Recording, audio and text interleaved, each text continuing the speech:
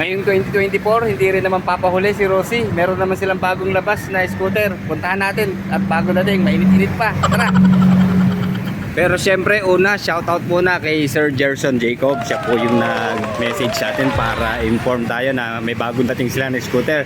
Okay, dito naka-line up na sa display ng Rosie. Itong si Rosie Sparkle 125. Okay.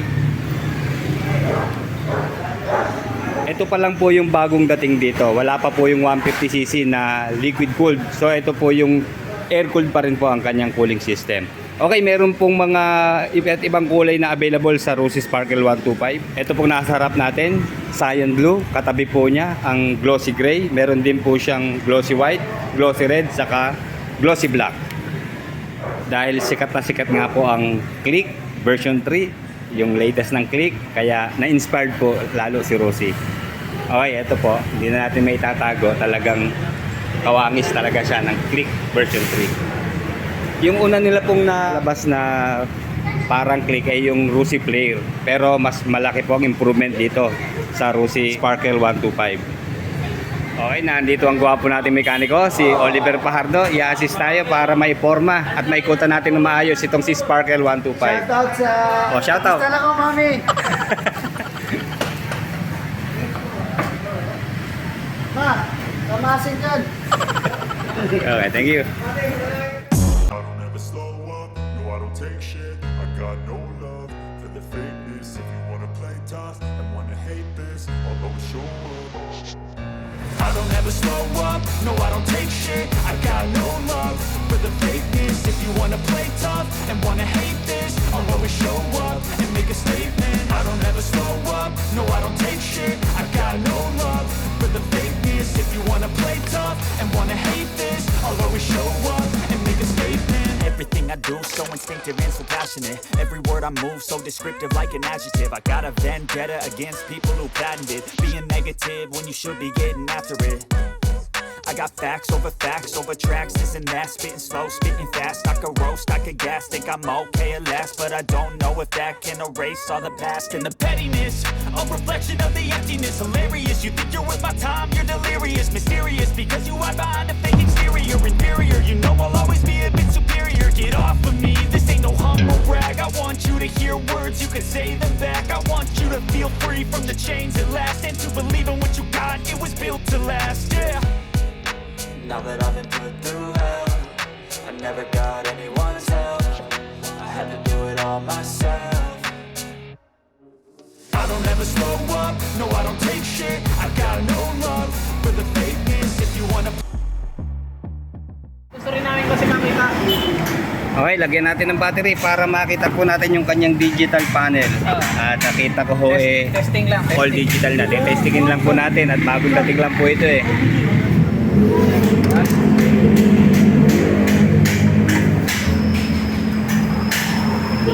Kakakulit ko, dumating ano. Ngayon lang. Ngayon lang din Pag-chat ko na. sa'yo, kararating nakakarating. Pero ilang unit pre ang dumating sa inyo? Dalawa lang, sir. Dalawa lang, atong gray, saka atong cyan.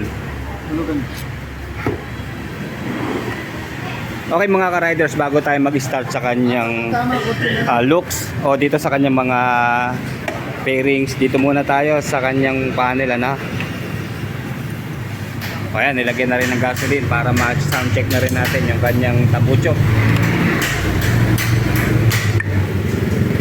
Isang litro na nilagay mo. 1 liter na ba? Ubus ito. Hindi na sasakpan mo. Sige, basta ano lang, testing lang.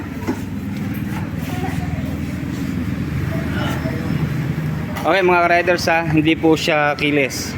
Ano ho siya, disusi pa rin siyempre. At mas ano po ako, mas tiwala po talaga ako sa susi. Parang Yamaha susi. Oo, parang. Okay, meron pong shutter key lock yung kanyang ignition para safe, hindi madidistrong ka at hindi mababasa. Ayan, bukas na siya.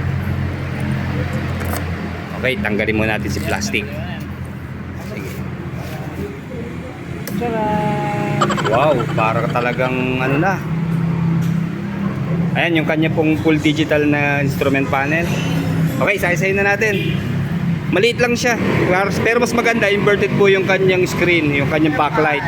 Ayan ba, kulay black, kulay bluish po yung kanyang screen, and then naka-white naman yung kanyang mga details. Okay, sa gitna po yung kanyang speedometer, and then ito po sa taas yung kanyang RPM.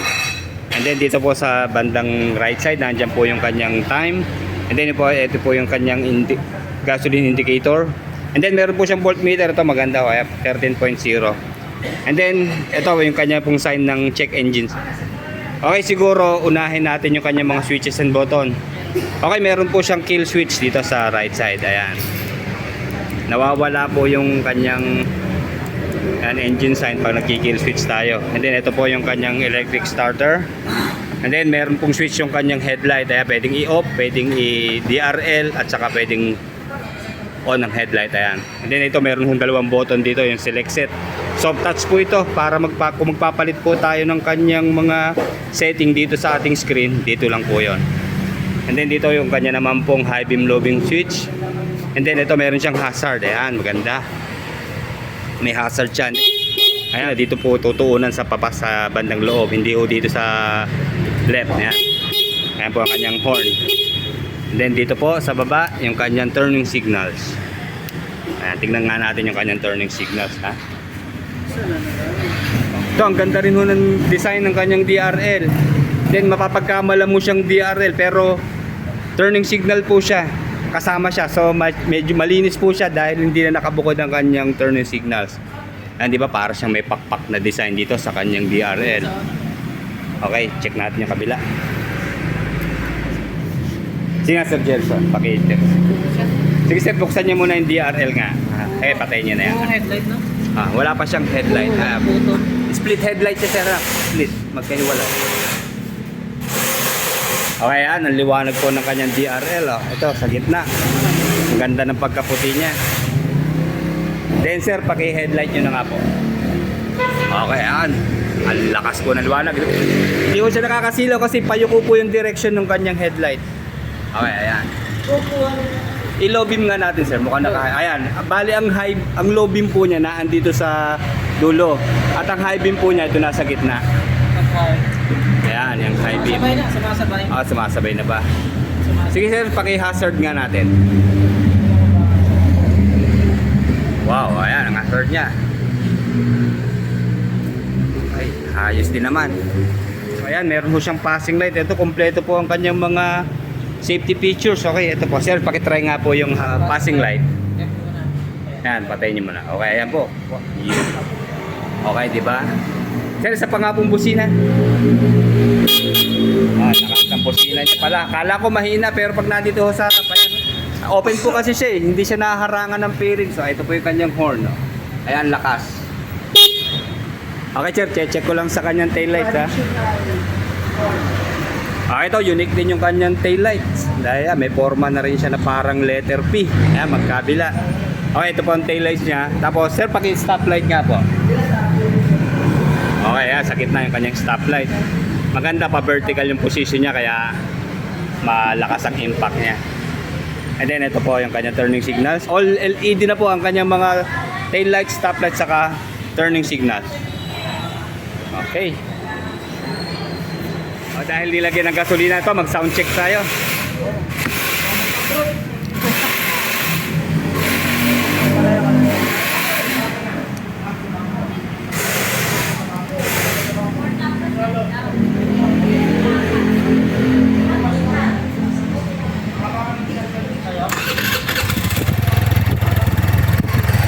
Brusco ang dating, sir, ano? Malagong siya, hindi siya maliit pa pakinggan. Malagong po ang sound niya. Sige, isang bomba pa nga, sir. Paano siya buo ang ano niya, hindi makalansing, di ba? Okay, oh. Then, ang ganda po ng kanyang heat guard ito, oh. Although plastic siya, pero ang forma rin ng heat guard niya, iba na ang kanyang shape. Tapos mataba po yung kanyang muffler. Ayan, tama-tama naman, di ba? Ito po sa isa sa nagpapapuros ko ng kanyang tunog, yung kanyang matabang muffler. And then ito, hindi rin tayo mapapasok sa elbow niya. Meron yung plastic na heat guard na kadugsong po dito sa kanyang fan cover, dito po sa kanyang air cooled. Okay, meron po siyang engine oil capacity na 850 ml. And then sa kanya naman pong gear oil capacity nasa 120 ml. Yun lang mga ka-riders, napansin ko dito sa kanyang rear tire, medyo maliit po ha, 90 by 90 by 14. And then syempre punching tire po siya na tube type pa rin po. So in case na hindi nyo kursunado yung maliit, pwede ko tayo magpalit dito dahil malaki pa po ang kanyang clearance. So. And then sa dating sa kanyang mugs, parang logo ni Spider-Man, di ba? Ang ganda po ng forma ng kanyang mugs. And then ayan, naka-chrome po siya na naka-matte black naman. Okay, sa kanya naman pong preno dito sa likuran, okay, naka-drum brake pa rin po siya. And then single-sided shock po sa kanyang rear suspension. Ito maganda, meron pa rin po siya kickstart dito para pang-backup natin in case na tayo po ay magka-problema sa ating electric starter. Then check natin kung may kill switch yung kanyang side stand ha. Okay, wala pong kill switch yung kanyang side stand. Kaya listo lang po tayo pag magmamaneho, laging check bago umalis. Check natin kung naka side stand tayo. Then ito po yung kanyang center stand, yan. Malapat po at mataba ang bakal. Kaya tamang-tama po sa stable na pagpa-park. And then 80 by 90 by 40 naman po dito sa kanyang front tire. And then naka single disc na meron pong dual piston caliper at maganda po, meron siyang speed sensor. At yung kanya naman pong front suspension ay naka telescopic fork. Ito ho, meron siyang mark ng kanyang brand name, yan, Rossi. At maganda ho, hindi siya basta sticker lang, naka-emboss po siya, kumbaga naka-ukit siya na may pagka-chrome din naman. Okay, kabilaan po yan. Okay, dito sa grab bar, napansin ko, matte black ang kanyang kulay. Maganda po ito, hindi madulas, maganda kapitan para mas safe ang ating angkas. And then sa kanya naman pong upuan, yung upholstery na ginamit sa kanyang seat cover, ayan, medyo madulas siya tignan pero hindi ho, tama lang, kakapit sa ating pantalon to. Okay, ito po yung kanyang logo ng Rossi. And then check natin yung kanyang U-box. Okay, usually naman po half face lang talaga nagkakasya sa U-box niya. Pero ito, sa tingin ko medyo malaki po ito eh. Pero tingin ko yung po mga pre-size na helmet, tingin ko yung full face, kasya na po rito. Okay, meron po siyang 5.5 liters na fuel tank capacity. And then, wala pa po tayong information about sa kanyang fuel consumption. Pero alam nyo, kapag FI na 125, kadalasan po ito ay naglalaro sa 45 to 50 kilometers per 1 liter ang kanyang consumption. And then ito, nakakuha po tayo ng detalye sa kanyang top speed. Maabot po ng 83.5 kilometers per hour. Okay, check naman po natin yung kanyang utility hook. Dito, maganda po ang kanyang hook at meron po siyang lock, hindi mahuhulog ang ating pinamili o yung plastic bag pag inipit po natin dito. Ayan.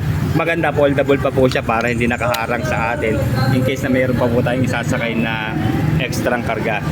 Okay, ito po yung kanyang box, open po, medyo malalim naman, wala po dito po sa left and right side pocket. Medyo malaki po dito sa left at dito mababaw ng konti dito sa right side, pero malapad po siya pareho.